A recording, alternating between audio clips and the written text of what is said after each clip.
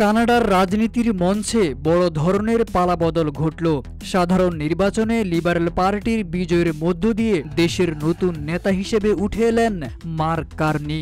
আর বিজয়ের মুহূর্তে যেন বেজে উঠল রাজনৈতিক যুদ্ধের দামামা। ভোটের ফল ঘোষণার কয়েক ঘন্টার মধ্যেই মার্কিন প্রেসিডেন্ট ডোনাল্ড ট্রাম্পকে হুঁশিয়ারি দিয়ে তিনি বলেছেন, আমেরিকা আমাদের ভূমি, পানি, সম্পদ চায়। তারা আমাদের ভাঙতে চায়, দখল করতে চায়, কিন্তু আমরা তা হতে দেব না। ট্রাম্পকে সরাসরি অভিযুক্ত করে কার্নির মন্তব্য ছিল আগুনে ঘি ঢালার মতো।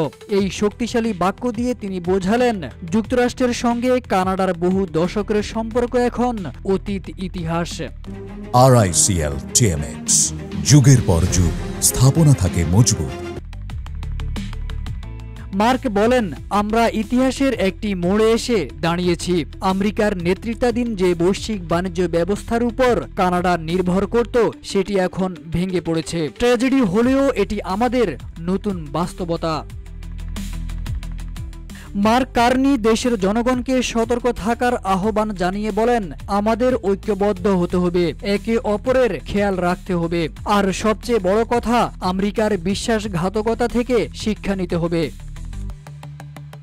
স্থানীয় সময় সোমবার দিবাগত গভীর রাতে কানাডার অন্টারিওর অটোয়াতে লিবারেল পার্টির নির্বাচনী সদর দপ্তরে বিজয়ী ভাষণে মার্ক ট্রাম্পকে এই হুঁশিয়ারি দেন।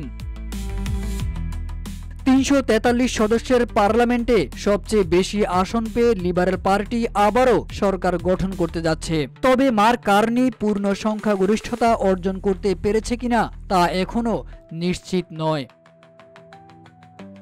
যদি সংখ্যাগরিষ্ঠতা না আসে, তাহলে মার্ক কার্নিকে সরকার গঠনে কোনো ছোট দলের সমর্থনের উপর নির্ভর করতে হতে পারে।